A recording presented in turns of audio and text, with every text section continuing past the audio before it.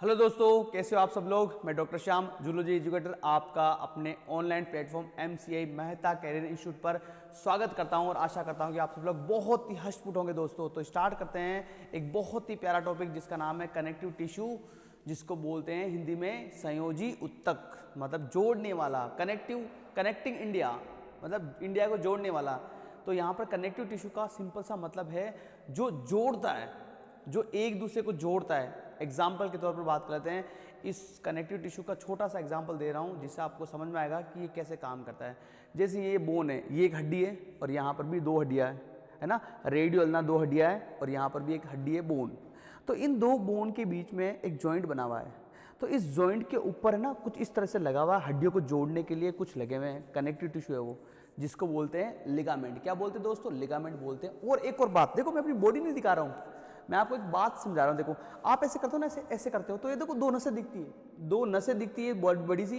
ये है, ये भी एक तरह से कनेक्टिव टिश्यू का पार्ट है जिसको बोलते हैं टेंडन बोलते हैं। क्या बोलते हैं? टेंडन। देखो यहाँ पर दो नसें दिख रही है, देखो ऐसे लगाता हूँ मैं, देखो आपको दिख रही दो नसें, तो ये भी कनेक्टिव टिश्यू होता है। तो कनेक्टिव टिश्यू वो टिश्यू होता है जो जोड़ता है चीज़ों को जोड़ने का काम करता है, उसको बोलते हैं कनेक्टिव टिश्यू।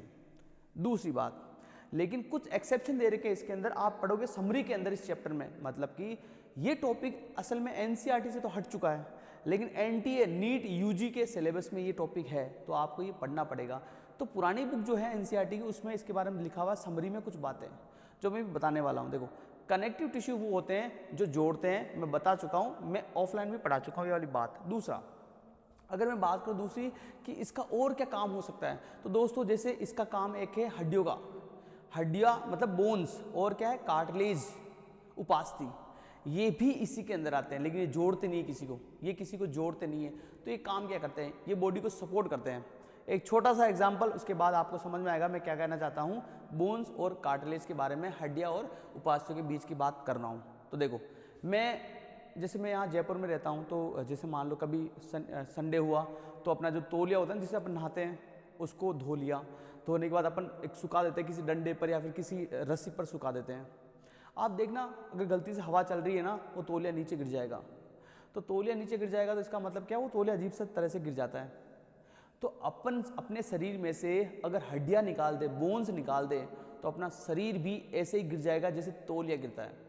तो इसका मतलब है हड्डियों की वजह से अपन सीधे खड़े रहते हैं, अपनी बॉडी को सपोर्ट देता है, सपोर्ट। तो ये काम होता है बोन्स का और कार्टिलेज का, सपोर्ट देना। नॉर्मली कनेक्टिव टिश्यू का काम क्या होता है? जोड़ना। और इनका काम क्या होता है? इनका काम होता है सपोर्ट देना। तो कनेक्टिव टिश्यू के मेन फंक्शन क्या है? जोड़ना है। और कुछ स्पेशल होते हैं, उनको बोलते हैं जो स्ट्रॉन्गनेस देते हैं, मतलब सपोर्ट देते हैं, जैसे बोन्स एंड कार्टिलेज। उसके अलावा एक और कनेक्टिव टिश्यू है जिसको बोलते हैं एडिपोज कनेक्टिव टिश्यू। ये जोड़ता नहीं है, नहीं सपोर्ट देता है। फिर क्या करता है? इसमें क्या होता है, जैसे मान लो आपने खाना खाया एक्स्ट्रा, आपने बहुत सारा खाना खा लिया, आप खाने जिमने में गए, लगातार 20 दिन तक जिमना था, हर दिन जिमना था, और शादी के अंदर जिमना होता है ना, उसकी बात कर रहा हूँ। तो वहाँ पर गए और लगातार आप खाते रहे, खाना खाते रहे, तो आपके शरीर में क्या होगा? एक्स्ट्रा खाना बढ़ता रहेगा, स्टोर होता रहेगा। जरूरत से ज़्यादा खाना खाओगे ना, वो स्टोर हो जाता है। किसके रूप में? चर्बी के रूप में, फैट के रूप में। वो फैट जिसको हिंदी में बोलते चर्बी नॉर्मल भाषा में, वो अपनी नॉर्मल भाषा में वो अपने शरीर में, पेट में, चमड़ी के नीचे इकट्ठी हो जाएगी। तो वो नहीं तो जोड़ रहा है, नहीं सपोर्ट कर रहा है, वो क्या कर रहा है? कुछ अलग ही काम कर रहा है, स्टोरेज ऑफ द फैट, मतलब कि एक्स्ट्रा खाना जो होता है उसको स्टोर कर लेगा। अब कहते हैं काम कब आएगा? ये इसीलिए स्टोर होता है कि जीवन में कभी आपने मान लो गलती से खाना खाया नहीं, अनशन कर लिया आपने, मतलब कि कुछ फास्ट कर लिया, 10 दिन तक 20 दिन तक कुछ कर लिया, उस टाइम पर ये धीरे धीरे यहाँ से निकलता रहेगा और अपने को एनर्जी मिलती रहेगी। इसलिए ये स्टोरेज का काम होता है, मतलब कि अपनी बॉडी में चर्बी का काम यही होता है। तो ये चर्बी वाला भी जो है ना, ये कनेक्टिव टिश्यू है, ये कनेक्ट नहीं करता, मतलब जोड़ता नहीं है, ये स्पेशल है, ये सपोर्ट भी नहीं करता, लेकिन स्पेशल है। तो इस तरह से समरी में कुछ लिखा हुआ है। तो अभी मैं कुछ टॉपिक इसका पढ़ा चुका हूँ, कुछ पार्ट में अभी पढ़ाने वाला हूँ। जैसे बात करते हैं इसके कॉम्पोजिशन, मतलब ये कनेक्टिव टिश्यू जो होता है, जो मैंने बताया था अभी, जैसे हड्डियाँ है कनेक्टिव टिश्यू है, कार्टिलेज उपास्थि कनेक्टिव टिश्यू है, मतलब कि संयोजी उत्तक के अंदर आते हैं, संयोजी उत्तक बोलते हैं इनको हिंदी में। उसके अलावा क्या होता है कि अपनी बॉडी की चमड़ी के नीचे एक और है, देखो ये अपनी चमड़ी है ना, स्किन, इसके नीचे एक पतली सी लेयर है, वो भी कनेक्टिव टिश्यू जोड़ने वाली लेयर है। वापस बोल रहा हूँ, चमड़ी मतलब स्किन, इसके नीचे मसल्स है, देखो ये स्किन है इसके नीचे मसल्स है बहुत सारी बड़ी, और इनके बीच में देखो जगह दिख रही है ना आपको, ये स्किन और ये क्या है मसल्स, इन दोनों के बीच में क्या होता है, कुछ टिश्यू होता है, वो भी कनेक्टिव टिश्यू जो जोड़ता है इनको। तो चमड़ी बाहर क्यों नहीं आती, मतलब देखो मैं चमड़ी को बाहर खींचता हूँ, ये बाहर नहीं आती क्योंकि नीचे से जुड़ी हुई है। सबसे नीचे हड्डी, हड्डी के ऊपर मांस, मसल्स के ऊपर कनेक्टिव टिश्यू, फिर आता है स्किन। तो स्किन के जस्ट नीचे बिनेट द स्किन क्या होता है, कनेक्टिव टिश्यू होता है। तो ये भी जोड़ने का काम करता है। तो इसकी किस चीज का बना होता है कनेक्टिव टिश्यू, वो बात कर लेते हैं। तो कनेक्टिव टिश्यू के अंदर क्या होता है, कॉम्पोजिशन के बारे में बात कर लेते हैं। तो दोस्तों यहाँ पर सबसे इंपॉर्टेंट बात ये है कि इसमें कॉम्पोजिशन की बात करते हैं, मतलब किसका बना होता है। तो दोस्तों ये सबसे पहले बना होता है, सबसे पहले बात कर लेता हूँ, यहाँ पर सेल्स होती है। सेल्स क्या होती है, सेल्स होती है, सेल्स। ठीक है दोस्तों, अगर मैं आप देखोगे कि इसके अंदर क्या होती है, सेल्स के बारे में बात करते हैं, तो कौन सी होती है, सेल्स होती है। तो यहाँ बात कर लेते हैं सेल्स के बारे में। किसके बारे में, सेल्स। उसके अलावा अगर मैं बात करूं दूसरा पार्ट कौन सा होता है, तो इसके अंदर क्या होते हैं, कुछ फाइबर होते हैं। फाइबर क्या होते हैं, फाइबर, बहुत सारे फाइबर होते हैं, पढ़ेंगे अपन कौन कौन से होते हैं। उसके अलावा एक होता है मैट्रिक्स। क्या होता है, मैट्रिक्स। तो मेनली ये जो कनेक्टिव टिश्यू जिसकी बात कर रहा हूं मैं, वो 3 चीजों का बना होता है। तो हम डिस्कस करेंगे सबसे पहले सेल के बारे में, कौन कौन सी सेल्स होती है उसके बारे में बात कर लेते हैं। तो सबसे पहले यहाँ लिखते हैं अपन क्या, सेल्स के बारे में। ओके दोस्तों, तो देखो ध्यान से, मैं यहाँ पर लिखता हूँ क्या, सेल्स। तो यहाँ फर्स्ट पॉइंट हो गया सेल्स, सेल्स के बारे में बात करते हैं। तो इसके अंदर कौन कौन सी सेल होती है, तो वो पहले डिस्कस कर लेते हैं। जैसे बात कर लेते हैं, यहाँ पर होगी सबसे पहले एक सेल जिसको बोलते हैं फाइब्रोब्लास्ट। क्या बोलेंगे, फाइब्रोब्लास्ट ये सेल होती है, एक काफ़ी इंपॉर्टेंट सेल है ये वाली। अगर बात करें उसके अलावा कौन सी होती है, तो उसके अलावा अगर बात करें तो एक होती है मैक्रोफेज। क्या, मैक्रोफेज ये होती है। अगर मैं तीसरे सेल के बारे में बात करूं तो यहां पर एक होती है मास्ट सेल, ये भी एक सेल होती है। अगर चौथी में बात कर लेता हूं तो इसके अंदर कौन सी हो जाएगी, जैसे बात कर लेते हैं इसके अंदर लिम्फोसाइट भी होती है, लिम्फोसाइट्स ये भी एक सेल होती है। उसके अलावा अगर मैं बात करूं तो एक बहुत इंपॉर्टेंट है जिसका नाम है एडिपोसाइट्स। तो ये भी क्या होती है, सेल्स होती है। तो इस तरह से क्या होती है, ये कुछ सेल्स होती है जो इसके अंदर पाई जाती है। हम क्या करते हैं, एक एक के बारे में डिस्कस करते हैं, क्या होती है कैसे होती है। तो स्टार्ट करते हैं। सबसे पहले हम बात करेंगे किसके बारे में, मैक्रोफेज के बारे में बात करते हैं। तो नेक्स्ट पेज अगर मैं ऐड करूं तो यहां पर बात करेंगे किसके बारे में, मैक्रोफेज। सबसे पहले ये क्या, सॉरी मैक्रोफेज नहीं, हम बात करेंगे किसके बारे में, हम बात करेंगे फाइब्रोब्लास्ट ये सेल है, ये वाली। तो दोस्तों यहाँ पर क्या करते हैं अपन, सिंपल सी बात है, ये सेल कैसे दिखती है, एनसीईआरटी में इसका डायग्राम बना हुआ है। ये सेल कनेक्टिव टिश्यू में संयोजक में पाई जाती है। इसका डायग्राम कैसा होता है, तो डायग्राम को अगर देखिए दोस्तों, तो यहाँ पर आप देखोगे कि ये सेल ऐसी होती है, देखो ऐसे बुक में डायग्राम में इस तरह से कोई सेल दे रही कैसे है ना, ऐसे कोई सेल दे रही ऐसे। तो कहते हैं ये सबसे बड़ी सेल होती है, लार्जेस्ट सेल होती है, लार्जेस्ट है ना। तो ये सबसे ज्यादा होती है, तो कहते हैं सबसे पहले बड़ी होती है, काफी लार्ज होती है, लार्ज क्या होती है, लार्ज होती है। सबसे इंपॉर्टेंट पहला पॉइंट हो गया, सबसे बड़ी होती है और सबसे ज्यादा पाई जाती है अमाउंट में।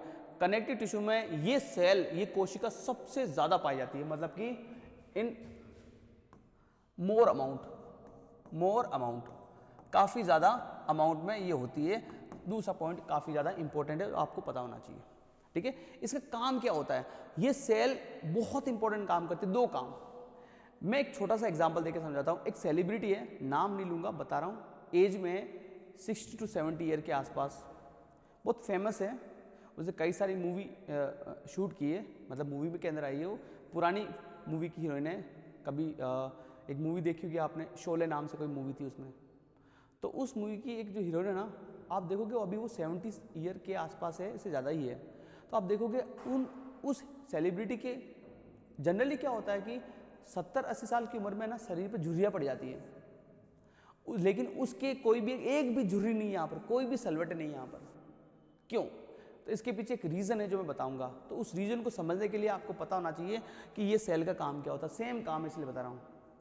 तो जैसे मैंने अभी बताया था कि जो कनेक्टिव टिश्यू होता है वो 3 पार्ट का बना होता है, सेल्स का, कुछ फाइबर होते हैं और एक मैट्रिक्स होता है, मैंने बताया था। तो सेल्स अभी पढ़ ही रहे हैं, इसके बारे में थोड़ा डिस्कस कर लेता हूँ।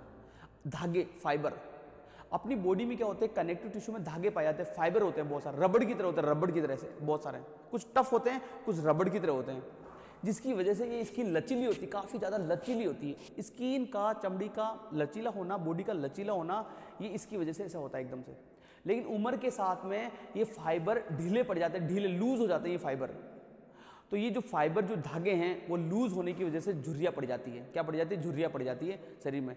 लेकिन उस सेलिब्रिटी, जो फीमेल सेलिब्रिटी है, उसने क्या किया, जब वो उसकी एज बढ़ रही थी तो उसने एक ट्रीटमेंट लिया था। तो क्या हो गया, उसकी वजह से क्या हो, वो धागे लूज पड़े ही नहीं, तो वो टाइट हो गया चेहरा। इसीलिए देखोगे उसका जो है ना चेहरा एकदम टाइट है, मतलब कि एक भी झुर्री नहीं दिखेगी 70-80 साल की उम्र में भी।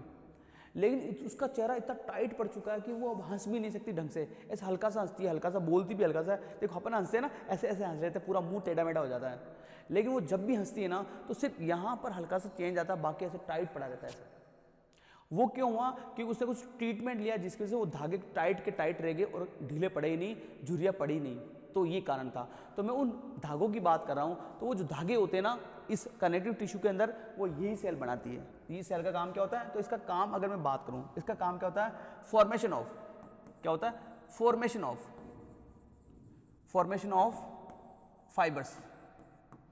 इसका काम क्या होता है? फाइबर्स का फॉर्मेशन होता है। 2 टाइप के फाइबर होते हैं जनरली, 3 होते हैं वैसे, मैं बता देता हूँ 3 कौन कौन से। तो एक फाइबर जो होता है दोस्तों, एक फाइबर कौन सा होता है? सबसे इंपॉर्टेंट बात है, तो ये एक फाइबर होता है, उसको बोलते हैं कोलाजन फाइबर। कोलाजन फाइबर, ये वाला, ठीक है। और दूसरा अगर बात करें तो इसके अंदर एक और फाइबर होता है जिसका नाम क्या है, यहां पर बात करें इलास्टिन फाइबर, ये भी एक फाइबर है। एक होता है रेटिकुलर फाइबर। क्या होता है? रेटिकुलर फाइबर, ये होता है। तो 3 टाइप के जनरली फाइबर होते हैं जो मैंने यहां पर लिख दिए, देखेंगे, पढ़ेंगे इसके बारे में। तो ये वो सेल है फाइब्रोब्लास्ट जो ये बनाती है। देखो मैंने सेल को बना दिया, मैंने न्यूक्लियस नहीं बनाया। तो ध्यान रखना बच्चों, हमेशा सेल के अंदर एक न्यूक्लियस जरूर होता है दोस्तों, जरूर होता है। ये काम होता है इसका। दूसरा, ये सेल का एक और काम है जो मैं बताता हूं आपको, जो इंपॉर्टेंट आपको पता होना चाहिए। जैसे बात करते हैं, आप पढ़ोगे, जब मैं पढ़ाऊंगा बोन्स, हड्डियां पढ़ाऊंगा, और मैं पढ़ाऊंगा कार्टिलेज, उपास्थि, हड्डियां और उपास्थियां, बोन्स, कार्टिलेज, उनमें कुछ सेल्स पाई जाती है, उनका नाम है। जैसे हड्डियों में बात करता हूँ ओस्टियोब्लास्ट, है ना। अगर मैं बात करूँ कार्टिलेज की, मतलब उपास्थि की, तो आएगी कॉन्ड्रोब्लास्ट। तो ये जो सेल्स पाई जाती है, यही बनाती है, यही सेल जो होती है ना, आगे जाके कन्वर्ट होती है। तो फाइब्रोब्लास्ट जो सेल है, ये आगे जाकर कन्वर्ट हो जाती है, कन्वर्ट इनटू, यहां लिख देते हैं किस सेल में, जैसे बात करते हैं किसमें, ओस्टियोब्लास्ट, जो कि हड्डियों में पाई जाती है, ठीक है, एंड कॉन्ड्रोब्लास्ट, ये सेल। इन दोनों सेल के अंदर है ना, ये जो सेल्स है, ये इससे कन्वर्ट होती है फाइब्रोब्लास्ट से। ये कहां पाई जाती है? ये पाई जाती है बोन के अंदर, बोन में होती है, कंटेन और फाउंड इन बोन। और ये होती है कार्टिलेज के अंदर। किसमें होती है? कार्टिलेज, इसमें होती है। तो यहां पर सिंपल सी बात है, मैंने यहां पर क्या बताया कि जो कनेक्टिव टिश्यू होता है उसमें कौन सी सेल्स होती है। तो पहली सेल पड़ी थी कौन सी? फाइब्रोब्लास्ट वो सेल होती है जो फाइबर को बनाती है। ये सबसे बड़ी होती है, लार्ज, और ये ज्यादा नंबर में पाई जाती है कनेक्टिव टिश्यू में, सबसे ज्यादा। उसके अलावा ये वाली बनाती है, ये वाली। उसके अलावा मतलब ये सेल्स बनाती है, कन्वर्ट कर देती है। उसके अलावा अगर मैं बात करूं दोस्तों, तो यहां पर आप देखोगे इसका एक और फंक्शन है। जैसे बात करते हैं, मैं सिंपल बात करता हूं आपके सामने, जैसे सब्जी होती है, आलू टमाटर की सब्जी आपने देखी होगी। देखो आलू टमाटर की सब्जी जैसा ही कनेक्टिव टिश्यू होता है। कैसे? देखो सब्जी बनाते हैं आलू टमाटर की, उसमें क्या होता है? ग्रेवी होती है। तो ग्रेवी सेम इसमें भी होती है, ग्रेवी जैसी कोई चीज, जिसको बोलते हैं मैट्रिक्स। देखो आलू होते हैं, टमाटर होते हैं, प्याज होते हैं, इनको सेल्स मान लो आप, सेल। और धनिया वगैरह जो होते हैं, देखो सब्जी मैं सब्जी को बता रहा हूँ, एक आलू टमाटर की सब्जी है, प्याज की डाले हुए हैं, तो उसमें क्या होगा? आलू टमाटर प्याज ये हो गए, तो ये सेल्स मान लो। मतलब मैं कनेक्टिव टिश्यू को सब्जी से कंपेयर करके समझाना चाहता हूँ आपको। तो सब्जी में आलू टमाटर और ये क्या हो गए? ये सेल्स हो गई। और धनिया वगैरह जो होते हैं बड़े बड़े, उनको फाइबर धागे मान लो। और जो ग्रेवी है, झोल जिसको बोलते हो आप, उसको आप मान लो मैट्रिक्स। क्या होता है? मैट्रिक्स। तो यहां पर वो मैट्रिक्स है ना, वो यही सेल बनाती है। तो फॉर्मेशन ऑफ मैट्रिक्स, क्या? Formation of matrix. अधात्री बोलते हैं हिंदी में, क्या बोलते हैं? अधात्री, ये बोलते हैं। तो ये बनाती है ये वाली सेल। तो इस सेल के बहुत सारे फंक्शन है दोस्तों, बहुत सारे फंक्शन। डायग्राम दे रखा है एनसीईआरटी में, सेम डायग्राम है, पता होना चाहिए आपको। तो इस सेल के बारे में अपने पढ़ लिया। नेक्स्ट अगर सेल के बारे में पढ़ें तो देखो दोस्तों ध्यान से, काम की चीज। तो अगली सेल जो है ना वो है मैक्रोफेज है। क्या है? मैक्रोफेज। मैक्रोफेज, मैक्रोफेज, ये सेल देखो साफ दिख रहा है। ये बोला मैक्रो मतलब बड़ी सेल है, बड़ी, बहुत बड़ी सेल है मैक्रो। तो कहते हैं कि ये सेल कैसी होती है। अगर मैं बात करूं तो जैसे बात कर लेते हैं अपने ब्लड में जो सेल होती है ना, ब्लड में सेल होती है जिसको बोलते हैं यहां पर कौन सी, जैसे बात कर लेते हैं मोनोसाइट। सेम ये होती है मोनोसाइट, जैसे होती है same as monocyte, same as monocyte, monocyte cell of, monocyte cells of blood. Blood की जो मोनोसाइट सेल होती है उसके जैसी होती है ये वाली सेल। मैक्रो का मतलब क्या होता है? थोड़ी बड़ी होती है। मैक्रो मतलब कि मैक्रो इसका जो साइज होता है ना, साइज बड़ा होता है, bigger in size, bigger, bigger in size, size काफी ज्यादा ये बड़ी होती है, सबसे बड़ी बात। अब एक चीज बताना चाहता हूं जो 10th क्लास में आपने पढ़ा था कि 10th क्लास में चैप्टर था लाइफ प्रोसेस, जैव प्रक्रम हिंदी में। उसमें आपने पढ़ा था कि कैसे अमीबा एक जीव है, एक सेल है जिसको बोलते हैं अमीबा, वो खाना खाता है। देखो बताता हूं आपने क्या पढ़ा था 10th क्लास में। आपने पढ़ा था 10th क्लास में, आपने क्या पढ़ा था कि ये अमीबा है, ये अमीबा होता है ऐसे, और इसके सामने आ गया खाना। खाना मतलब फूड, ये रहा खाना, खाना आ गया फूड। जैसे मान लो फूड आ गया, तो जैसे ये फूड को देखता, फूड इसके पास में आता है, तो ये क्या करता है? अपनी बॉडी को चेंज करता है ऐसे। देखो ध्यान से, ऐसे ऐसे ऐसे स्ट्रक्चर बना लेगा। ये देखो, ये खाने को ऐसे बना लेगा, और ये हाथ जैसी स्ट्रक्चर है जिसको समानेगा, खाने को खींचने का काम कर रही है। ये वाला ये फूड है। ये क्या है? फूड। क्या है? फूड है। और ये क्या? अमीबा है। क्या? अमीबा, अमीबा है। क्या? अमीबा ये, और ये फूड है। तो दोनों को जैसे खाता है, तो अगला डायग्राम मैं बनाऊं तो यहां पर क्या हो जाता है? ये अमीबा इस तरह से क्या होता है? यहां पर ऐसा हो जाता है, खाना अंदर आ जाता है, खाना अंदर आ गया। इस प्रोसेस को बोलते हैं एंडोसाइटोसिस। क्या बोलते हैं? एंडोसाइटोसिस। फूड अंदर चला गया। तो यहां पर क्या हो रहा है कि इस अमीबा के अंदर ना, इसके अंदर साइटोप्लाज्म के अंदर, इसके अंदर जो लिक्विड है साइटोप्लाज्म, वो घूम रहा है, गोल गोल घूमने से टेढ़ी मेढ़ी स्ट्रक्चर बन रही है इसमें। इसको बोलते हैं स्यूडोपोडिया, झूठे हाथ बोलते हैं, आपने पढ़ा 10th क्लास में। ऐसे देखो ये वाला है, ये पहले ऐसा था, फिर इसमें कुछ गड़बड़ हुई तो ऐसा हो गया, फिर ऐसा वापस ऐसा हो गया, मतलब हाथ जैसी संरचना बन गई फिर वापस हट गई। इनको बोलते हैं स्यूडोपोडिया। तो ऐसा मूवमेंट चलता रहता है अमीबा के अंदर, ये मूवमेंट, गति चलती रहती है। तो सेम गति इसमें भी पाई जाती है मैक्रोफेज के अंदर। तो क्या होता है? Amoeboid movement. क्या होता है इसमें? अमीबोइड मूवमेंट, मूवमेंट ये पाया जाता है किसके अंदर? ये पाया जाता है मैक्रोफेज के अंदर। उसके अलावा क्या होती है तो बात करते हैं, ये वो सेल होती है, ध्यान से सुना मेरी दोस्तों बात इंपॉर्टेंट, ये फेगोसाइटिक होती है। फेगोसाइटिक का मतलब क्या होता है? किसी को मारना, स्कैवेंगर, मारना, खा जाना, भक्षण कर लेना। फेगोसाइटिक का सिंपल सा मीनिंग होता है भक्षण करना, भक्षणकारी, किसी को खा जाना। तो ये क्या करती है? फेगोसाइटिक होती है। फेगोसाइटिक, फेगोसाइटिक सेल्स होती है, मतलब कि किसी को मारना। कैसे? किल द बैक्टीरिया, पैथोजन, ये करती है काम। ये है इसका दूसरा काम। फेगोसाइटिक का मतलब मैं बताते हैं स्कैवेंगर, मतलब खाने वाली सेल। अगर दोस्तों अगर बात करें दूसरा, अगर अपन बात कर लेते हैं दूसरी, तो ये क्या होता है? तो आप देखोगे कि जैसे ये होती है ब्लड की जैसी सेल्स होती है मैक्रोफेज, ब्लड में मोनोसाइट होती है वैसी। लेकिन अगर बात कर लेते हैं, जैसे बात करते हैं लंग्स के अंदर, जैसे लंग्स है, लंग्स के अंदर एक डस्ट सेल होती है, वो यही होती है। लंग्स के अंदर भी कनेक्टिव टिश्यू है दोस्तों, लंग्स के अंदर भी कनेक्टिव टिश्यू होते हैं। तो लंग्स के अंदर जो कनेक्टिव टिश्यू होता है उसमें जो सेल होती है वाली, ये उसका नाम दे रखा डस्ट सेल। क्या? Dust cells. तो लंग्स में जो डस्ट सेल है ना, वो यही सेल है मैक्रोफेज। अगर बात करें लीवर में, अगर आप बात करोगे लीवर के अंदर, लीवर में, तो कुप्फर सेल्स, कुप्फर, इसके अंदर क्या आएगा, कुफर सेल्स, है ना। तो ये सेल पाई जाती है यहां पर लीवर के अंदर। उसके अलावा बात कर लेते हैं यहां पर कि नर्वस सिस्टम है। अगर बात करें न्यूरॉन के अंदर नर्वस सिस्टम,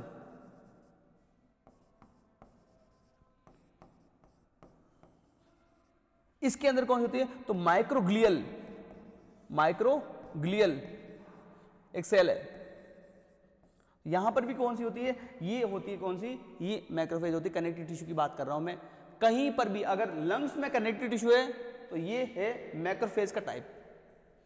अगर लीवर में है तो लीवर में जो कनेक्टिव टिश्यू है उसके अंदर ये है मैक्रोफेज। अगर नर्वस सिस्टम है उसके अंदर वो सेल है माइक्रोग्लियल सेल, वो होती है जो कि एक तरह से सेल होती है जो कि मैक्रोफेज की तरह काम करती है। मैक्रो मतलब बड़ी सेल काम करती है, ठीक है। इसका न्यूक्लियस जो होता है वो किडनी शेप होता है, आप देखोगे किडनी शेप न्यूक्लियस होता है। अगर मैं स्ट्रक्चर बनाऊं मैं आपको दोस्तों, तो आप देखोगे ये सेल है, ठीक है। इसका न्यूक्लियस जो होता है दोस्तों, न्यूक्लियस जो होता है अगर मैं बात करूं ऐसा होता है दोस्तों, देखो ऐसा होता है किडनी शेप, ऐसे होता है न्यूक्लियस। तो ये क्या है, न्यूक्लियस है, न्यूक्लियस।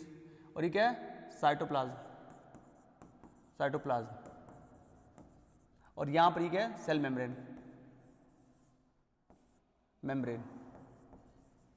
इस तरह से ये सेल होती है। अमीबॉइड मूवमेंट होता है, मैंने बताया नहीं, सेम ऐसी स्ट्रक्चर होती है इसकी भी, ये चेंज कर सकता है। तो ये होगी दूसरी सेल, मैक्रोफेज नाम है। अगर नेक्स्ट दोस्तों बात करें तो एक और सेल होती है जिसके बारे में बात कर लेते हैं, कौन सी, मास्ट सेल बात करते हैं। मास्ट सेल किसके बारे में बात करेंगे, मास्ट सेल्स, मास्ट सेल, इसके बारे में बात कर लेते हैं, देखो, ठीक है। तो यहां पर ये कौन सी सेल होती है, किस तरह से काम करती है, तो देखते हैं दोस्तों ध्यान से, ये पढ़ते हैं।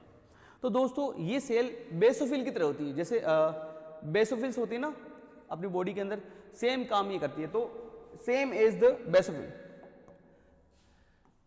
सेम एज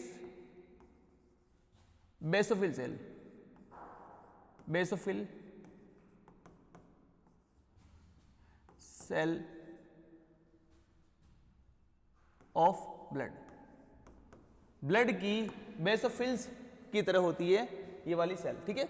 अब कहते हैं ये जो सेल होती है ना वो 3 प्रकार के, दोस्तों ध्यान से सुना दोस्तों, बहुत इंपॉर्टेंट बात कर रहा हूं। ये जो सेल है ये 3 केमिकल को सीक्रेट करती है,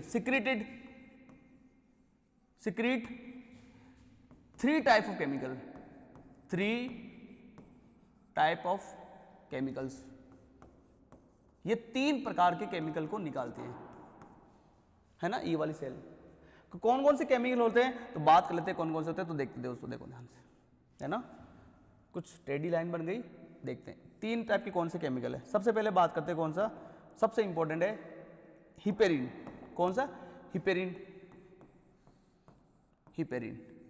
हिपेरिन केमिकल इसी सेल से निकलता है जब कहीं पर एंटीकोगुलेंट का काम करता है। ये बात करते हैं, ये जैसे मान लो अपने कहीं कट लगता है, तो कट लगता है तो क्या होता है, यहाँ पर क्या होता है, खून निकलने लग जाता है, और खून निकल करके एक टाइम के बाद में रुक जाएगा, थक्का बन जाएगा, रुक जाएगा खून निकलना, क्योंकि एक डांट बन जाएगा, डांट, जैसे एक नाली के अंदर डांट आ जाता है तो पानी रुक जाता है, तो यहाँ पर क्या होता है कि डांट आ जाता है, जैसे खून रुक जाता है। तो क्या होता है, अपने शरीर में कहीं पर भी चोट लगती है तो वहाँ पर डांट लग जाता है, रुक जाता है।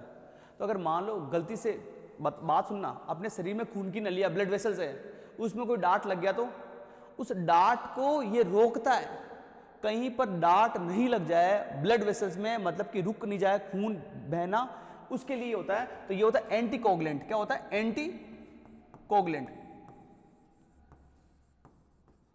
क्या होता है, ये एंटीकोगुलेंट होता है, मतलब कि रक्त को जमने से रोकना, खून को जमने से रोकने का काम होता है कौन सा, हिपेरिन, जो ये सेल निकालती है। काफी ज्यादा इंपॉर्टेंट था, जैसे ही शरीर में कहीं पर जमने की कोशिश होती है तो ये काम करता है एंटीकोगुलेंट की तरह ना। नेक्स्ट एक और चीज दोस्तों, ये म्यूकोपॉलीसेकेराइड भी होता है। अगर आप पढ़ोगे ना इसके बारे में, काफी इंपॉर्टेंट बात बता रहा हूं दोस्तों, ध्यान से सुनना।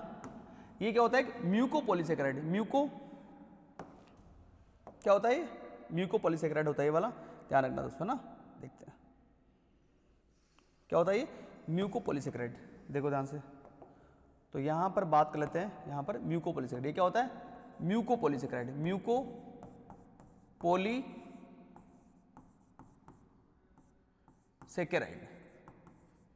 ये होता है कौन सा, हिपेरिन। इंपॉर्टेंट बात है काफ़ी। दूसरा बात करें दोस्तों, तो दूसरा केमिकल कौन सा होता है वो बात कर लेते हैं, ठीक है। तो ये कौन सा केमिकल होता है देखते हैं दोस्तों, सुनना। तो दूसरा जो केमिकल है वो काफ़ी ज़्यादा इंपॉर्टेंट है, कौन सा, हिस्टामिन। क्या होता है, हिस्टामिन। हिस्टामिन वो केमिकल होता है जो एलर्जिक के टाइम पर काम करता है, एलर्जिक रिएक्शन में, है ना, एलर्जिक रिएक्शन, एलर्जिक रिएक्शन के टाइम पर ये निकलता है, ऐसे मान लो काम करता है, एलर्जिक रिएक्शन में काम करता है हिस्टामिन। उसके अलावा क्या करता है, ये वैसोडाइलेशन करता है, वैसोडाइलेशन, वैसोडाइलेशन मतलब कि ब्लड वेसल्स जो होती है वो पतली होती है, खून की नली बहुत छोटी होती है, पतली सी होती है, ये इसको बड़ा कर देगा, ऐसे बड़ा, छोटी होती है, डायमीटर छोटा होता है, डायमीटर जो होता है वो बड़ा हो जाएगा, ऐसे बड़ा। जैसे मान लो एक ब्लड वेसल है, देखो मैं बता रहा हूँ, जैसे मान लो ये ब्लड वेसल है, ऐसे, इसको मैंने क्या किया, ये ब्लड वेसल है ना, ऐसे ऐसे ब्लड वेसल है, इसको मैंने कट लगाया और ऐसे देखा ऊपर से तो ऐसे दिखती गोल। अगर हिपेरिन निकलता है, अगर हिपेरिन निकलता है दोस्तों, तो यहां पर इसका डायमीटर इतना बड़ा हो जाएगा, ऐसे इतना बड़ा, इतना बड़ा हो जाएगा। तो यहां पर वेसोडाइलेशन, ब्लड वेसल्स को बड़ा कर देगा।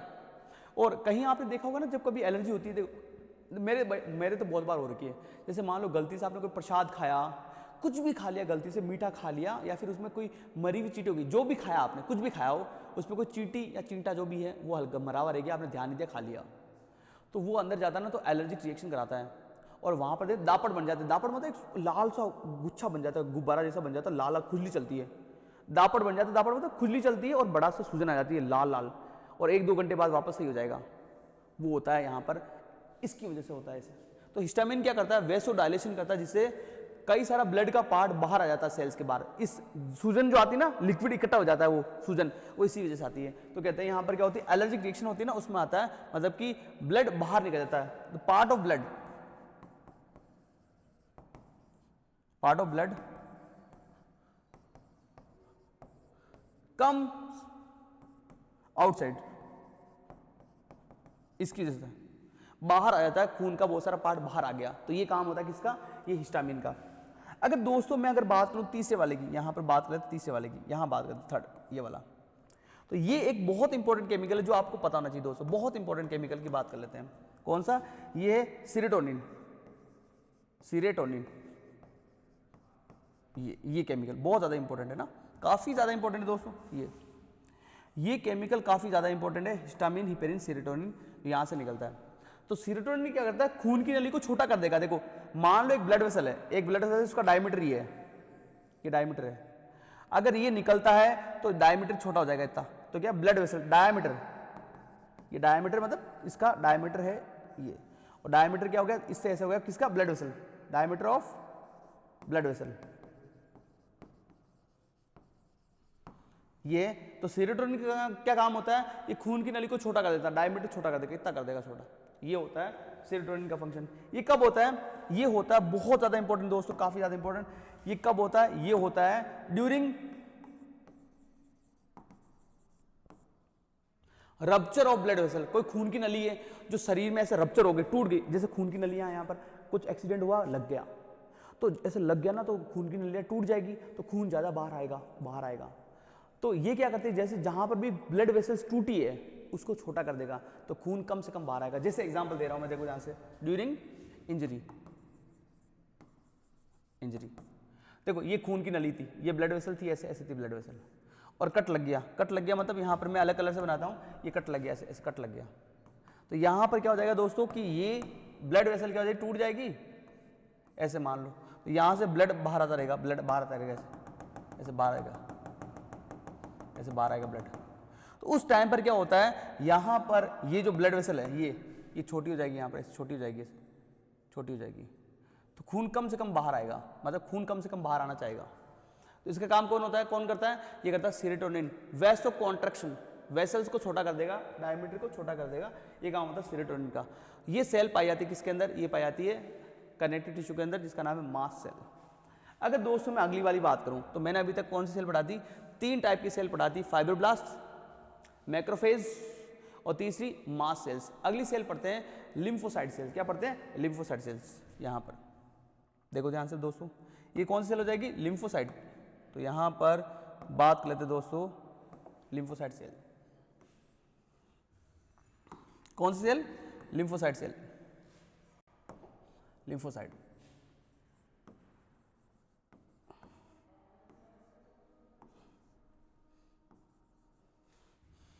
क्या चाहिए इसको? लिम्फोसाइट।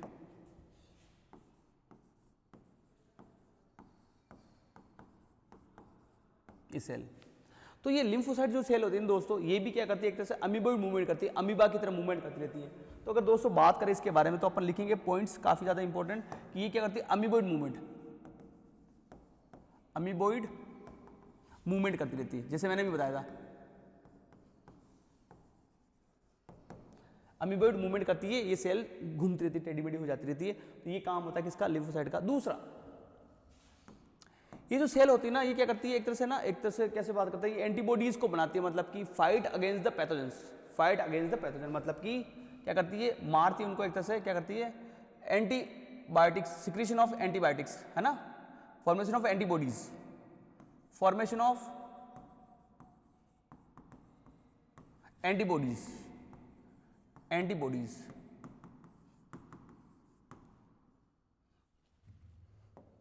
एंटीबॉडीज, एंटीबॉडीज का फॉर्मेशन का काम ये करती है, ये सेल करती है, फाइट करती है, fight, fight to pathogens, pathogens, ये सेल होती है, ये भी यहां पर पाई जाती है। लिम्फोसाइट सेल्स काफी ज्यादा इंपॉर्टेंट है, ये वाली भी। तो ये हो गया अगली वाली। और लास्ट बात करूं दोस्तों तो काफी ज्यादा इंपॉर्टेंट बात कर लेते हैं, यहां पर कौन सी सेल के बारे में बात करते हैं, लास्ट है ये, लास्ट, जो कि ये adipocyte cells, adipocytes, adipocyte cells. देखो, जैसे मैंने अभी बताया था कि ये वो सेल होती है जो कि क्या करती है, जिसका एक ही काम होता है कि storage of fat, extra food, है ना, स्टोरेज ऑफ द फैट। अगर मैं बात कर लेता हूं इसके बारे में, क्या कि ये क्या करती है, स्टोरेज ऑफ फैट, फैट का स्टोरेज करने का काम करती है ये वाली सेल। कौन? एडिपोसाइट सेल्स होती है। एक तरह से क्या होता है, ये एक्स्ट्रा फूड होता है, एक्स्ट्रा फूड होता है, एक्स्ट्रा फूड, एक्स्ट्रा फूड होता है बच्चों, जो अपन खाते हैं ना, बहुत सारा खाना खाते हैं, जिमने में जाते हैं, बहुत दबा के खा लिया, दबा के खा लिया, शरीर फिर फूलता है। तो ये वो सेल है जिसके अंदर जाकर के वो खाना फैट के रूप में, वसा के रूप में इकट्ठा होता है। तो ये वाला वो होता है, काफी ज्यादा इंपॉर्टेंट अगर बात करें इसके बारे में। तो ये क्या हो गया, स्टोरेज ऑफ कहते हैं। ये भी दो टाइप की होती है दोस्तों, ये ध्यान रखना, ये भी क्या होती है, एडिपोसाइट सेल भी दो टाइप की होती है, एक होती है, ये दो टाइप की होती है, टू टाइप्स, टू टाइप्स ये सेल होती है। एक होती है, उसको बोलते हैं मोनोलोक्यूलर, और इसका नाम होता है white fat, white adipocytes, adipocyte. एक होती दूसरी दोस्तों मल्टीलोक्यूलर, मल्टीलोक्यूलर, या फिर इसको बोलते हैं येलो फाइट, येलो एडिपोसाइट इसको बोलते हैं। ये दो टाइप की होती है। अब कैसे कह रहा हूं मैं, ये देख लो आप, देखो ध्यान से दोस्तों, यहां पर क्या होता है, जो मोनोलोक्यूलर, देखो ध्यान से, इसको देखते हैं। यहां पर ये सेल है मान लो, तो इस सेल के अंदर क्या होता है, एकदम से देखो ध्यान से सुनना मेरी बात को ना, देखो इस सेल के अंदर क्या होता है, पूरी की पूरी सेल जो होती है ना, वो फैट, ये फैट है, येलो कलर से जो बना रहा हूं क्या, फैट है। ये सेल एकदम से पूरी की पूरी यहां पर क्या हो जाता है, एक तरह से ना ऐसे इकट्ठी हो जाती है, ये फैट पूरी यहां पर जम जाती है, पूरी ये पूरी ये फैट है, चर्बी है, सेल के अंदर चर्बी जम जाती है, चर्बी। और आपका आप देखोगे इसका जो न्यूक्लियस है, इसका जो न्यूक्लियस है दोस्तों, ये न्यूक्लियस मैंने यहां बना दिया, न्यूक्लियस यहां बाहर आ जाता है।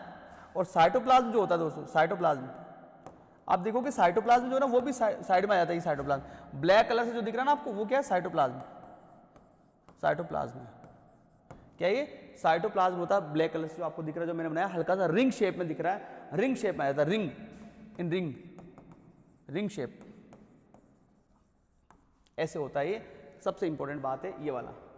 तो ये कहते हैं ये कहाँ होती है, इंपॉर्टेंट है ये सेल। तो इसका एग्जांपल अगर मैं दूं आपको, इसका एग्जांपल मैं आपको दूं यहाँ पर दोस्तों, इसका एग्जांपल मैं अगर आपको दूं, ये कहाँ होती है, तो ये काफी जगह होती है। जो आपने देखा ऊंट के अंदर, देखा ना आपके ऊंट के अंदर जो कुबड़ होती है ना, हम्प जो बोलते हैं हम, कुबड़, वो इसी टाइप की बनी होती है ना, hump of camel, hump of camel ये होती है।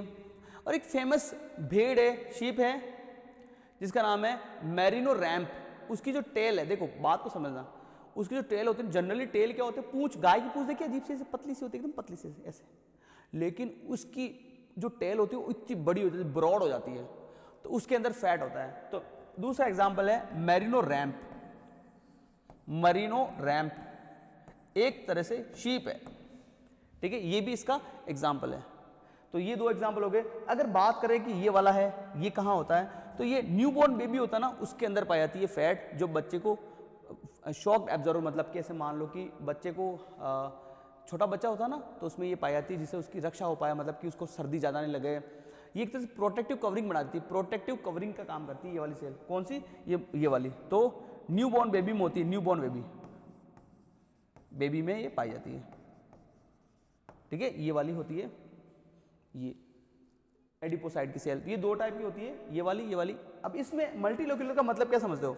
What is the meaning of multilocular? तो देखो दोस्तों, ये जो है मल्टीलोक्यूलर, आप देखोगे इसके अंदर, इसकी अगर स्ट्रक्चर बनाऊं मैं आपको, तो आपको लगेगा ये रही सेल। इसके अंदर क्या होता है दोस्तों, यहाँ पर जो फैट है, फैट कैसे ऐसे रहती है, ये फैट यहाँ है, मल्टी मतलब बहुत सारे छोटे छोटे फैट्स इस तरह से होती है, ऐसे होती है फैट, बहुत सारी फैट की छोटी छोटी ऐसी स्ट्रक्चर, तो पिलेट्स होती है, मतलब कि छोटी छोटी गोली जैसी स्ट्रक्चर होती है यहाँ पर बहुत सारी। तो ये यहाँ पर पाई जाती है इसके अंदर, ये वाली आप देखोगे ये, तो ये फैट क्या है, फैट। तो ये भी एक टाइप की सेल है जो कि इस कनेक्टिविटी होती है, जो काफ़ी ज़्यादा इंपॉर्टेंट काम है। तो पढ़ते हैं, ये वाली सेल्स पढ़ ली हमने। नेक्स्ट अगर बात करें इसके अंदर क्या होता है, तो इसके अंदर होती है सेल्स। क्या होती है? सेल्स के बारे में बात कर लेते हैं। कौन कौन सी, सॉरी सेल नहीं, फाइबर। सेल तो पढ़ ली ना, अभी पढ़ी थी ना अभी ये। तो नेक्स्ट हो जाएगी कौन सी, यहाँ पर फाइबर के बारे में बात कर लेते हैं। किसके बारे में? फाइबर। कौन कौन से धागे पाए जाते हैं इसके अंदर, वो देख लेते हैं। तो देखो ध्यान से, फाइबर्स क्या, फाइबर।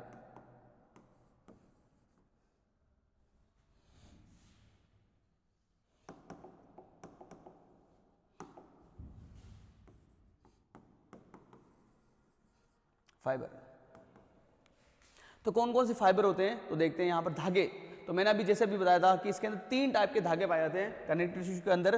कौन कौन से होते हैं वो बात कर लेते हैं, कौन कौन से। यहाँ पर 3 टाइप्स होते हैं, 3 टाइप्स। क्या होते हैं? 3 टाइप्स होते हैं। 3 टाइप्स के होते हैं। कौन कौन से होते हैं दोस्तों, तो यहाँ पर अगर बात करें दोस्तों, तो यहाँ पर अपन बात करेंगे कौन से होते हैं। तो ये होते हैं 3 टाइप के, ये वाले देखो 3 टाइप के फाइबर होते हैं। एक होते हैं कोलाजन फाइबर, अभी बात की थी मैंने, बताया था। ये होते हैं इलास्टिन फाइबर। तीसरा होता है रेटिकुलर फाइबर, ये होती है। तो यहां पर कहने का मतलब क्या हो गया कि यहाँ 3 टाइप के फाइबर होते हैं दोस्तों, जो काफी ज्यादा इंपॉर्टेंट है। जैसे बात कर लेते हैं, यहां पर सारे ऐसे बना देते हैं। तो वो कहते हैं कोलाजन फाइबर कैसे दिखते हैं, तो मैं बना रहा हूं यहाँ पर कोलाजन फाइबर। क्या? Collagen fibre. तो कोलाजन जो फाइबर होते हैं ना दोस्तों, काफी इंपॉर्टेंट है, ये पता होना चाहिए आपको। ये कैसे होते हैं, देखो ध्यान से, ये ऐसे होते हैं। एक फाइबर है, दूसरा है, तीसरा है, चौथा, बंडल में होते हैं ऐसे, बंडल में ऐसे, बंडल में होती है फाइबर, ठीक है। तो इन बंडल ये बंडल में ही रहते हैं, सबसे पहली बात हो गई है, काफी ज्यादा। और सबसे ज्यादा अमाउंट में पाए जाते हैं, found in more amount, numerous होते हैं, है ना, न्यूमरस।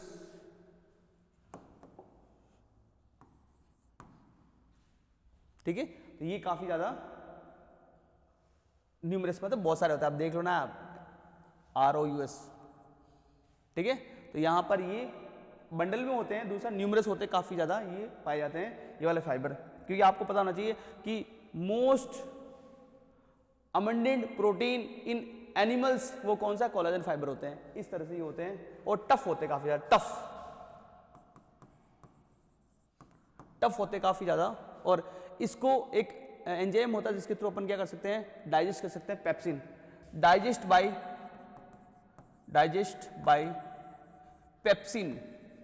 पेप्सिन एंजाइम के थ्रू अपन इसको क्या कर सकते हैं, डाइजेस्ट, इसको तोड़ सकते हैं, इसको, है ना। ये काफी ज्यादा इंपॉर्टेंट है ये वाली बात। अगर मैं बात करूं दोस्तों, अगर मैं बात कर लेता हूं यहां पर किसके बारे में, मैं बात करूं सेकंड वाले के बारे में। देखो ये वाला, ये फाइबर है ना, कैसे दिखता है पता आपको? ये कैसे दिखता है? ये ऐसे दिखता है, ऐसे ऐसे ऐसे। ये होता है ब्रांच्ड, होता है ब्रांच्ड ऐसे। तो यहाँ लिख सकते हैं अपने, काफी ब्रांच्ड होता है, सिंगल होता है, सिंगल सिंगल होता है ये वाला। और क्या होता है? ब्रांच्ड, ब्रांच्ड होता है ये काफी ज्यादा, है ना। इसमें इलास्टिसिटी काफी ज्यादा होती है, इलास्टिसिटी इलास्टिसिटी इलास्टिसिटी काफी ज्यादा होती है। ये काफी ज्यादा इंपॉर्टेंट है, इसके 3 फीचर काफी ज्यादा इंपॉर्टेंट है। इसका डायग्राम भी है, और ये दिखने में येलोइश होते हैं ना, येलो कलर, येलो कलर, है ना। अगर मैं बात करें कि ये ऊपर वाला जो था, ये इसका कलर क्या होता है? इसका व्हाइट होता है, वो क्या होता है? व्हाइट कलर, व्हाइट कलर, इसका व्हाइट कलर होता है, और इसका क्या होता है? येलो कलर होता है ये वाला। अब कहते हैं ये थर्ड वाले कौन से? तो थर्ड वालों को ज्यादा तो पढ़ना नहीं है आपको दोस्तों, खाली थोड़ा सा पढ़ना है कि ये हाईली ब्रांच होते हैं। अगर इसके बारे में बात करें, हाईली ब्रांच, ऐसे बहुत सारे ब्रांच होते हैं, ऐसे ब्रांच ऐसे, ये ऐसे होते हैं हाईली ब्रांच। अगर मैं लिखूं इसके बारे में तो ये क्या होते हैं? हाईली ब्रांच्ड,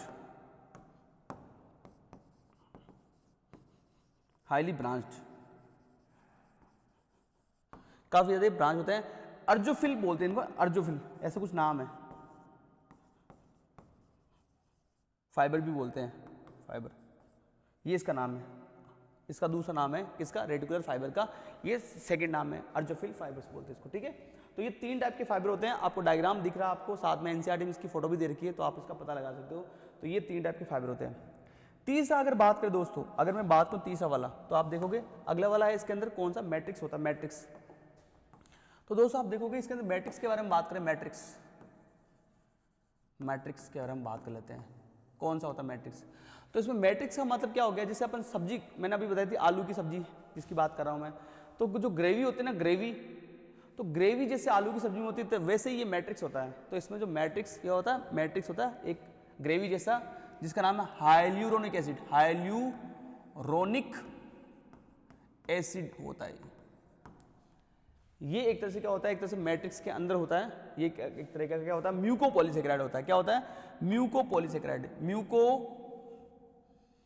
क्या होता है इसके अंदर? म्यूकोपॉलीसेकेराइड होता है। क्या होता है? म्यूकोपॉलीसेकेराइड। तो बात कर लेते हैं, ये एक तरह का म्यूको पॉलीसेकेराइड,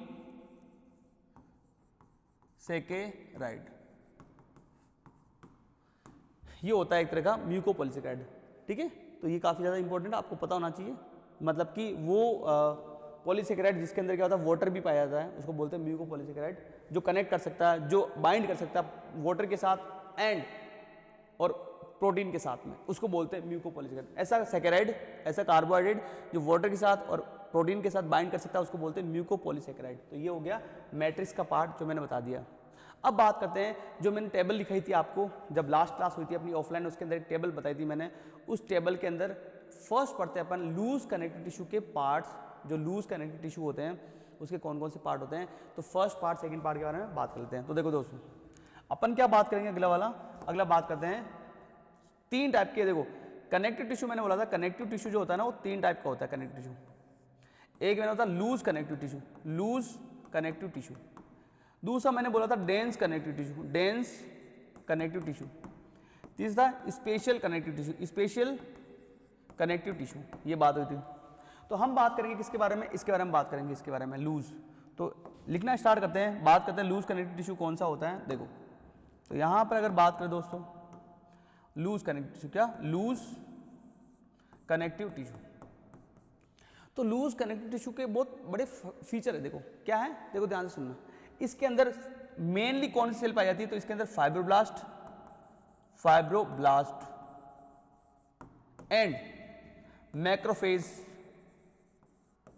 फेज और मास्ट सेल, ये मेनली पाई जाती है, mainly found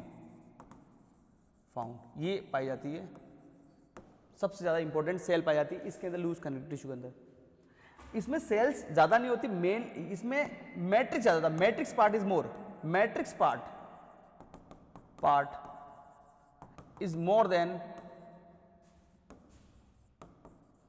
then cells, cells ज्यादा। मैं एग्जांपल देके समझाता हूं आपको। देखो जैसे घर में अपन आटा होता है ना, जैसे मान लो मम्मी नहीं है, पापा मम्मी नहीं है घर में, सिस्टर भी नहीं है, आपको खाना बनाना है और आपने क्या किया, आटा लिया, उसमें पानी डाल दिया। इतना सा आटा लिया, इसमें इतना पानी डाल दिया तो ग्रेवी बन जाएगी, राबड़ा बन जाएगा, राबड़ा। वैसा होता है ये, मतलब पानी का कंटेंट ज़्यादा होता है, ग्रेवी ज़्यादा होती है और सॉलिड पार्ट कम होता है, उसको बोलते हैं ये वाला लूज कनेक्टिव टिश्यू। तो ये चीज़ ज़्यादा होती है इसके अंदर, क्या मैट्रिक्स ज़्यादा होती है, बाकी कम होते हैं। फाइबर भी होते हैं, फाइबर ऑल्सो प्रेजेंट, कम होते हैं, फाइबर ऑल्सो प्रेजेंट होते हैं इसके अंदर भी, लेकिन कम होते हैं। ठीक है दोस्तों, ये इंपॉर्टेंट बात है इसकी। अगर नेक्स्ट बात करें दोस्तों, कहते हैं ये भी दो टाइप के होते हैं। मैं बता चुका हूं आपको, मैं ये बता चुका हूं कि दो टाइप के होते हैं दोस्तों। कितने टाइप के होते हैं ये? दो टाइप के होते हैं, टू टाइप्स। ये क्या होता है? Two types. कौन कौन से होते हैं? एक होता है यहां पर कौन सा? Areolar connective, areolar connective tissue. एक होता है यहां पर कौन सा? Adipose connective tissue, adipose connective tissue. ये दो टाइप के होते हैं। अब जो एरियोलर जो होता है वो क्या पाया था? स्किन के नीचे होता है, स्किन के नीचे, found just beneath the skin, below the skin. Found कहां होता है ये? Found below the skin, skin के जस्ट नीचे होता है ये। जैसे मैंने अभी बताया था कि इस चमड़ी के नीचे, जस्ट चमड़ी के नीचे सफेद लेयर होती है। मैं इस चमड़ी को खींचता हूं बाहर, अब तक बाहर नहीं आ रही है क्योंकि चिपकी हुई नीचे चमड़ी, फिर नीचे कनेक्टिव टिश्यू, फिर नीचे मसल्स। तो मसल्स और स्किन के बीच में पाया जाता है ये वाला टिश्यू, एरियोलर कनेक्टिव टिश्यू। अगर बात करें एडिपोज, तो एडिपोज जैसे मैंने अभी बताया था कि ये स्टोरेज ऑफ फैट का काम करता है, storage of fat, storage of fat, fat को स्टोरेज करता है। और ये दो टाइप का होता है, मैं बता चुका हूं अभी कि ये एक होता है व्हाइट एडिपोज कनेक्टिव टिश्यू, एक होता है yellow adipose connective tissue. White किस में होता है? मैरिनो रैम्प, और मैंने अभी बताया था कि कैमल की हम्प जो होती है उसके अंदर भी होता है। और आप पढ़ोगे ब्लबर जो होता है, ब्लबर एक होता है फिश के अंदर पाया जाता है, उसके अंदर भी ये एरियोलर मतलब कि एडिपोज कनेक्टिव टिश्यू होता है, यूनिलोक्युलर वाला ये।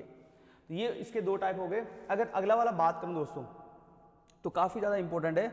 एक और चीज़, एरियोलर का मुझे एक एग्जाम्पल याद आ रहा है काफ़ी, आपने कभी सुना होगा कि जैसे मसल के बाहर की कवरिंग होती है ना, जैसे पेरीमाइसियम है ना, तो ये भी इसी के अंदर पाई जाती है। तो बात करते हैं पेरीमाइसियम, आपने सुना होगा पेरीमाइसियम, पेरीमाइसियम। तो ये भी क्या होती है? एक तरह से इसकी बनी होती है, इसकी एरियोलर कनेक्टिव टिश्यू की बनी होती है। या आपने एंडोमाइसियम सुना होगा, तो ये इसके टाइप है ये वाला। अगर दोस्तों नेक्स्ट बात करें तो नेक्स्ट अपन बात करेंगे किसके बारे में? अपन बात करेंगे किसके बारे में? डेंस कनेक्टिव टिश्यू के बारे में बात करेंगे। किसके बारे में? Dense connective tissue. देखो तो यहां दोस्तों लिखता हूं मैं dense connective tissue, dense connective tissue. Dense का मतलब भारी, भारी मतलब मैट्रिक्स। देखो वापस बता रहा हूं मैं आपको, आटा लिया, मम्मी नहीं है, दीदी नहीं है, आपको रोटी बनानी है, आपने क्या लिया? आटा ले लिया इतना सारा, और पानी इतना सा डाला, इतना सा आटा इतना ले लिया और इतना सा पानी डाला, तो पानी कम आटा ज़्यादा, मतलब सॉलिड पार्ट ज़्यादा और लिक्विड पार्ट कम, ये होता है डेंस। तो यहां पर क्या होता है कि सॉलिड पार्ट जो होता है, सॉलिड पार्ट वो क्या होता है? मोर होता है, मोर ज़्यादा होता है, पहला पॉइंट। दूसरा लिक्विड पार्ट मतलब मैट्रिक्स, मैट्रिक्स पार्ट क्या होता है? पार्ट क्या होता है? कम होता है, लेस, बहुत कम होता है ये वाला मैट्रिक्स वाला पार्ट इसके अंदर, डेंस कनेक्टिव टिश्यू के अंदर। काफ़ी ज़्यादा इंपॉर्टेंट बात है दोस्तों। तो ये सॉलिड पार्ट का मतलब क्या हो गया? Solid part cells and fibre, क्या होगा? फाइबर, ये ज़्यादा होता है और ये कम होता है मैट्रिक्स वाला पार्ट, जो काफ़ी ज़्यादा इंपॉर्टेंट है डेंस वाले में। अब क्या होता है? डेंस दो टाइप के होते हैं दोस्तों, इंपॉर्टेंट बात कर रहा हूँ। देखो मैं लिखता हूँ डेंस कनेक्टिव टिश्यू, इसको मैंने क्या किया? दो पार्ट में डिवाइड कर लिया। देखो एक होता है कौन सा वाला होता है? वाइट डेंस कनेक्टिव टिश्यू, एक होता है येलो डेंस कनेक्टिव टिश्यू। ये भी आगे जाकर के दो टाइप का होता है दोस्तों। ये एक होता है रेगुलर, एक होता है इरेगुलर। एनसीईआरटी में इतना तो नहीं है लेकिन थोड़ा सा दे रखा, बिल्कुल दे रखा, रेगुलर है, इरेगुलर नहीं दे रखा। इसके भी दो टाइप होते हैं, एक होता है रेगुलर, एक होता है इरेगुलर। ठीक है, ये दो टाइप के होते हैं। अगर मैं बात करूं दोस्तों, मैं अगर बात करता हूं इसके बारे में, किसका बारे में? रेगुलर के बारे में बात करता हूं। तो रेगुलर का मतलब क्या हो गया? यहां पर ये होता है जैसे बात कर लेते हैं रेगुलर में क्या होता है, यहाँ पर फाइबर और मैक्रो फाइब्रोब्लास्ट अल्टरनेटिव होती है। अल्टरनेटिव का मतलब होता है, जैसे बात कर लेते हैं, एग्जाम्पल दे रहा हूँ। पहली बात तो ये वाइट ईयर का, मतलब वाइट का मतलब क्या है, इसमें कोलाजन फाइबर होते हैं, कोलाजन फाइबर ज़्यादा होते हैं। ये वाले क्या होते हैं, कोलाजन फाइबर होते हैं ज़्यादा, इसलिए वाइट होते हैं। वाइट कौन से होते हैं, कोलाजन ही होते हैं, तो कोलाजन ज़्यादा होते हैं। ये येलो दे रखा है, तो इसमें येलो मतलब इलास्टिन फाइबर ज़्यादा होते हैं, इलास्टिन ज़्यादा होते हैं, और कुछ मात्रा में कोलाजन भी होते हैं, लेकिन ज़्यादा कौन से होते हैं, मोर ये ज़्यादा होते हैं, इलास्टिन फाइबर ज़्यादा होते हैं, इलास्टिसिटी वाला ज़्यादा होता है। इसमें क्या होता है, देखो ध्यान से, यहाँ पर कोलाजन फाइबर जानते हो आप, बंडल में रहते हैं, बंडल में से ये वाली। उसके बाद में आप देखोगे यहाँ पर क्या होते हैं, ये फाइब्रोब्लास्ट, फिर क्या कर दिया आपने, ऐसे फाइबर बना दिए, ऐसे, फिर वापस आपने क्या किया, इस तरह से बना दिया, ये वाला ऐसे सेल्स बना दी। तो यहाँ पर क्या अल्टरनेटिव तरीके से आ रहा है कि पहले फाइबर, फिर सेल, फिर फाइबर, फिर सेल, तो ये होता है रेगुलर। इरेगुलर का मतलब जानते हो आप, बहुत ही सिंपल है। इरेगुलर यहाँ पर क्या होता है, ये ऐसे होते हैं, ऐसे ऐसे ऐसे ऐसे, फिर बीच में सेल डाल दिए, ऐसे सेल्स, ऐसे सेल्स, फिर वापस से फाइबर आ गए, ऐसे, फिर सेल्स आ गई वापस से। अजीब तरीके से आप देखोगे यहाँ पर क्या होता है, कुछ तरीके से बना ही नहीं है, कुछ ऐसे, ये सेल्स है, तो इरेगुलर होता है यहाँ पर, ठीक है। तो ये दो इंपॉर्टेंट है, काफी ज्यादा इंपॉर्टेंट है। अब कहते हैं इरेगुलर क्या होती है, ये कवरिंग बनाती है, covering of body organs, covering of body organ, body part. जैसे बात करते हैं, आपने सुना होगा पेरिओस्टियम, पेरिकॉन्ड्रियम, है ना। जैसे बात कर लेते हैं, आपने सुना होगा ग्लिसन्स कैप्सूल, जो लीवर के ऊपर होता है, पहले क्वेश्चन आता था, एक चैप्टर कट चुका आपका डाइजेस्टिव सिस्टम, 11th क्लास के अंदर एक चैप्टर है डाइजेस्टिव सिस्टम जो कट चुका है। पहले पढ़ाते थे कि लीवर के बाहर एक कवरिंग होती है, ग्लिसन्स कैप्सूल, तो ये इसी का बना होता है, कवरिंग ऑफ बॉडी पार्ट। जैसे बात कर लेते हैं, कौन सा, जैसे अभी मैंने बताया था, पेरिओस्टियम, पेरिकॉन्ड्रियम, ये कवरिंग है। ओस्टियम मतलब बोन्स के ऊपर covering, covering of bone, bone के ऊपर पाई जाती है। किसके ऊपर, बोन के ऊपर। देखो osteo word is use for the bone, osteo word हमेशा बोन के लिए यूज आता है, और कॉन्ड्रो वर्ड जो है वो यूज आता है कार्टिलेज के लिए। तो कार्टिलेज के अंदर कार्टिलेज उपास्थि। ग्लिसन्स कैप्सूल मैंने अभी बताया था, किसमें होता है, लीवर में, ग्लिसन्स कैप्सूल, ये होता है लीवर, किसके अंदर होता है, लीवर के ऊपर ये पाया जाता है। तो ये एक कवरिंग होती है किसी के बाहर की, तो ये हो गया यहाँ पर काफी ज्यादा इंपॉर्टेंट। अगर बात करें दूसरा, तो यहां पर इसके भी रेगुलर के टाइप है ना। अगर मैं इस इरेगुलर की बात करूं, तो इसके अंदर भी क्या होता है, इरेगुलर होता है। तो रेगुलर और ये रेगुलर है जो काफी ज्यादा इंपॉर्टेंट है, जो कि अपन क्या करेंगे, अगली क्लास में पढ़ेंगे। अगली क्लास के अंदर बोन पढ़ लेंगे, कार्टिलेज पढ़ लेंगे, ये सारा बाद में पढ़ लेंगे। तो आज की क्लास को अपन यहीं खत्म करते हैं, बाकी अपन नेक्स्ट क्लास में स्टार्ट करते हैं, ठीक है दोस्तों। तो पढ़ते रहिए दोस्तों, करते हैं अपन नेक्स्ट में, ठीक है। ओके दोस्तों।